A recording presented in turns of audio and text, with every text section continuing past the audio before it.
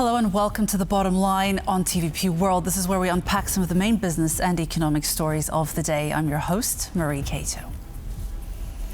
The longer Russia wages war, the tougher our response. That's what EU High Representative for Foreign Affairs Kaja Kallas wrote today on X, announcing that the EU has adopted its 17th sanctions package against Russia. The package itself targets Russia's shadow fleet, but before we delve into the details, let's go to Jan Kennedy's report.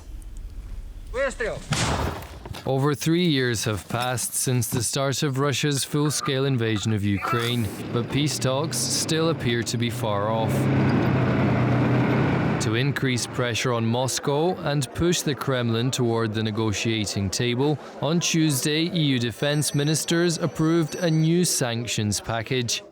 The EU has approved its 17th sanctions package against Russia, targeting nearly 200 Shadow Fleet ships. New measures also addressed hybrid threats and human rights. In addition to targeting the Kremlin's shadow fleet used to export mainly crude oil, the package also sanctions 30 entities trading in dual-use goods and 75 individuals and entities linked to Russia's arms industry. It further introduces new tools against those involved in hybrid warfare and targets 20 individuals with ties to the Kremlin. But experts say that while the latest package is a step in the right direction to sink the shadow fleet, these restrictions must be imposed on a regular basis and in partnership with allied countries. That's the critical part, is doing a lot of ships, firstly, doing them in unison with the rest of the Western partners, secondly, right? And then doing them consistently. In 2 months from now, adding another 100 ships to the sanctions list. 2 months after that, adding another 100 ships, because these companies and these ships keep popping up, new ones over and over. Meanwhile, EU member states are already working on the adoption of the next 18th sanctions package. We continue on working on the next strong package of sanctions to put more pressure on Russia so that they would also want peace. Ahead of today's meeting in Brussels, Germany's Defence Minister Boris Pistorius said the next package should focus on cutting Russia's key revenue stream. The most effective means of sanctioning is to continue to cut off the inflow of funds, the inflow of money from energy sales for Russia. That's where we need to go further, I'm convinced. Most importantly, however, EU member states must reach an agreement on extending the existing sanctions on Russia's frozen foreign assets. The biggest concern would be if the sanctions are not renewed in July, the $300 billion of Russia's reserves legally revert back to Kremlin control. Again, with this deadline fast approaching at the end of July, time is running out. So even though it's the 17th sanctions package enacted by the EU, we already hear talk about the 18th package. So clearly there is still more work to be done. To provide us with insight into the value and impact of the 17th EU sanctions package and the road ahead, we are joined by Dr. Michał Paszkowski from the Institute of Central Europe. Hello and thank you very much for joining us. Thank you for this invitation. So we are looking at the 17th sanctions package. What do you think that this package of sanctions will actually do to Russia, keeping in mind that it is already the 17th one and number 18 is already in the pipeline? Exactly, as you mentioned, that this is the 17th package, and the last 16 package had, I would say, modest impact on the crude oil export by Russia Federation. Of course, the most important part of these sanctions were put on this shadow fleet, but still we are talking about something like more than 100 tankers. But nevertheless, the whole number of right now tankers which are on the sanctions list, we are talking here about something like 350. And to compare, there is at least 500, maybe 50 such tankers. So not all of them are just put on this list. So I think that the impact on these sanctions will be, I think, modest, because still the Russia is able to export crude oil, especially crude oil, to the other Western countries, non-Western countries, which are not putting sanctions on Russia Federation. So in this case, we are mostly talking about China and India, which are then exporting liquid fuels to Europe. So I hope that, of course, that this package will have a big impact, but frankly speaking, I'm not sure that it will have such impact, which we hope it should have. Now, I just wanted to turn our attention to the previous sanctions, the previous sanctions packages, because clearly the impact has been insufficient so far.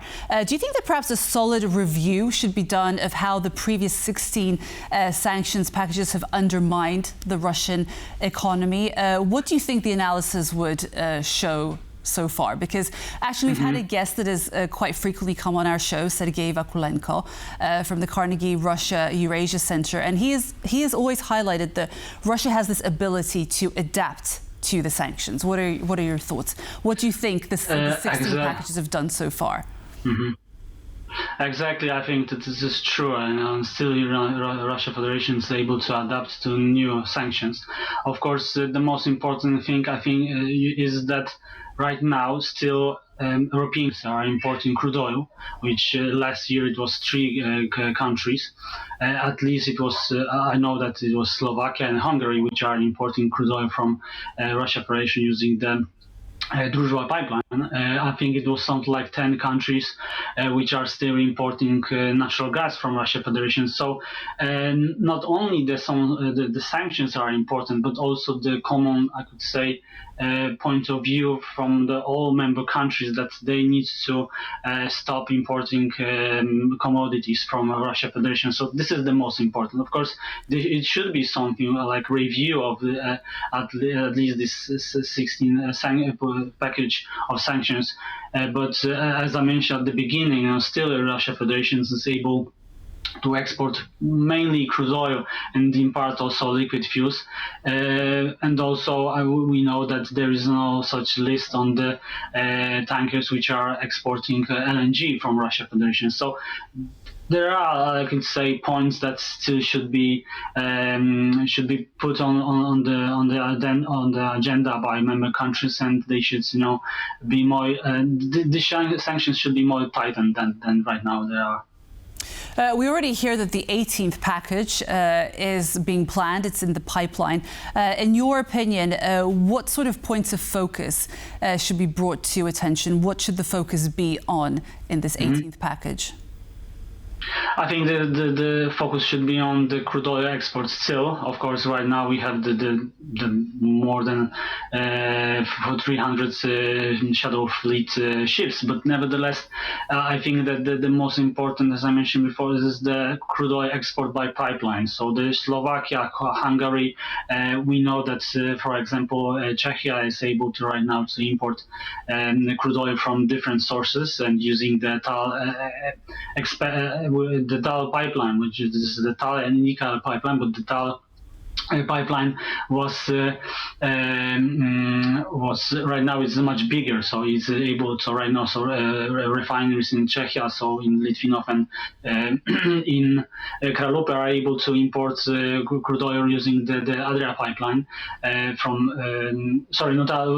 this TAL and Ika pipelines from Adria. So I think that still the most the biggest revenues still have Russia Federation for exporting crude oil. So I think that the most important that the countries will not import crude oil from Russia Federation. This is the most important issue right now on the table. It should be on the table, and in part probably the natural gas. United States are planning to export more LNG, so Europe should be well supplied during the next winter season. So yeah, I think the most important is crude oil right now.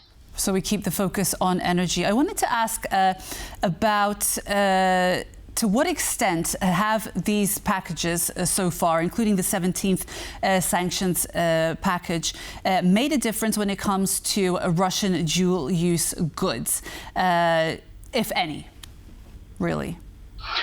Well, actually, still, as I mentioned, Russia Federation is able to export crude oil. We don't see the level of production that has decreased. Still, the Russia is going to pump to produce a lot of crude oil, and of course there are in the OPEC Plus an agreement. So the level of production is mainly what that kind of countries is putting on negotiations. But nevertheless, as I mentioned before, the sanctions are not so sufficient because the countries are still importing Russian goods, and Russia federations are very good in doing this. That just to and be able to for example, as I mentioned, exporting crude oil to India and China, and then European Union is importing liquid fuels like from Turkey, which is also using a lot of crude oil from the Russian Federation. But in regards to dual-use goods in particular, because this is something that has been addressed by the looks of it in the 17th package, overall, because it also has been addressed in the previous packages, do you think that this 17th package will make a difference when it comes to dual-use goods? Sorry, I couldn't hear this question. Okay. Yes, no worries, that's okay. Yeah, well, this is a very difficult question because I'm not expert on this, but still, this is very, very important issues should be raised by the European Commission. But nevertheless, I'm not sure that this is the most important, for example, for Russia Federation right now, just to be able to have, to be able to increase, some salaries from the export. And now, just looking at maybe let's say a summary of sorts, the overall broad themes of these 16 packages, what would you say are the overall broad themes that the EU has sort of considered when implementing these packages? Because from someone who perhaps hasn't been following all the sanctions, we could say that perhaps it is a little bit confusing. We're at number 17, and it looks like number 18 is already being planned. We could argue that there is a lack of efficacy, or perhaps even a lack of efficiency. So if you could just perhaps walk us through these main themes that the EU has kept in mind when implementing these packages. Of course. So for the most important, of course, to just to make that this sanctions will beat the Russia Federation and also their production, and to be able to less export crude oil or have the less money for exporting crude oil. And right now, of course, there are only two countries which are able, as far as I remember, two countries which are able to import crude oil from Russia Federation using the pipelines. But right now the sanctions which were put previously, there are on Russia crude oil, which is exported to European Union. So right now the countries can't import using the ships. And of course we have also we are not talking here about only the crude oil, but also about the liquid fuels. But if we are talking about, for example, natural gas, so still I think in part Russia Federation can export LNG to European Union. As I mentioned before, 10 countries are still buying. But for example, at the beginning of 2025, United States has put sanctions on two LNG export terminals, Baltic, which are on the Baltic Sea. And right now, probably we will see the volumes which are coming to European Union using this two LNG terminal plants, which will much lower than it was in 2024. And I also wanted to ask you about Russian frozen assets, because this is something that has come back to the surface with this 17th package. What is the situation regarding them? Because German Chancellor Friedrich Merz has said that as soon as it's possible, Germany and its allies will be looking to confiscate these Russian frozen assets if only legally possible. And just as a reminder, the deadline to actually extend their frozen status actually expires on the 31st of July. What is going on with them right now? Can you tell us a little bit about them? Well, I'm not expert on this, but nevertheless, for example, I think in Germany we have the Schwedt refinery, which belongs to used to belongs to Rosneft, the crude oil exporter. And right now, as we mentioned before, there's only the frozen assets. So for still, that kind of refinery can operate, can produce liquid fuels. And so I could say that the Germany is not doing the best just to not only to freeze this asset, but also to sell it to other countries, to other companies, and then and fully would stop cooperate with the Russia Federation. So there are some points that should for example maybe the lesson on sanctions should be put on the table, because as I mentioned we have we have the refineries assets which used to belong to Russia Federations, and still they can make money from the in part from that kind of assets. Because the idea has been that these frozen assets, this is the significant sum of money that would actually contribute to Ukraine's reconstruction. And no one really wants this money going back to Russia. Exactly. Yes, exactly. So, especially we are talking about huge assets like the refineries.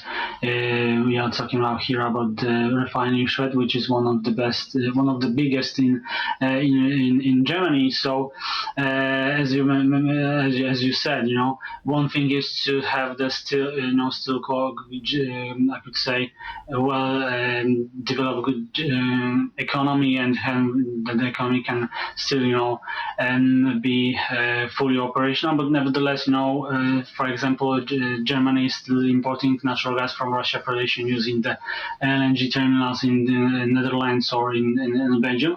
So yeah, this issues on assets is very important. Like exporting commodities from Russia Federation to European Union. And I just wanted to ask your opinion regarding Hungary, because there are a lot of question marks about Hungary potentially throwing a spanner in the works. The FT also wrote a piece about the EU working on a mechanism to find a way around their potential veto. What are your thoughts on that? Well, I think it is a very difficult issue, because Hungary is still a member of the European Union, and it should cooperate with other countries, especially if we are talking here about the sanctions, which could have a major impact on the Russia economy, and could influence the period about here we are talking about the war. So I think.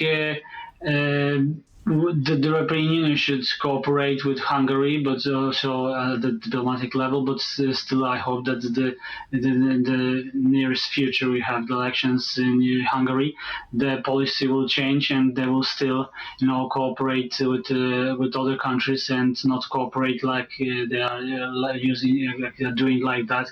And still, for example, importing natural gas using the Turkish Stream pipeline, or importing crude oil from Russia Federation, or by building the next nuclear energy plant in Pax. So this is a very difficult issue, but nevertheless, I hope that Hungary will finally cooperate fully with other European Union countries. And just very briefly, when we talk about the sanctions, it's not just the EU that's implementing sanctions against Russia, but obviously the UK and the US. But I wanted to ask about the US, because there are some Republican senators who have been floating the idea of hitting Russia with some very hard measures. What are they, and how effective do you think that they could be? Just very briefly as we wrap. I think that yes, of course. So I think that the United States sanctions are the most important on the table. As I mentioned before, at the beginning of 2025, they put sanctions on 2 LNG terminals at the Baltic Sea, and now we don't see any flows from that kind of direction to the European Union. So I think that the United States are doing the best, and and I think we should cooperate with the United States and put as many I think tankers on the which are on this shadow fleet to the list of sanctions, or doing different things like doing the United States, or like this LNG terminals.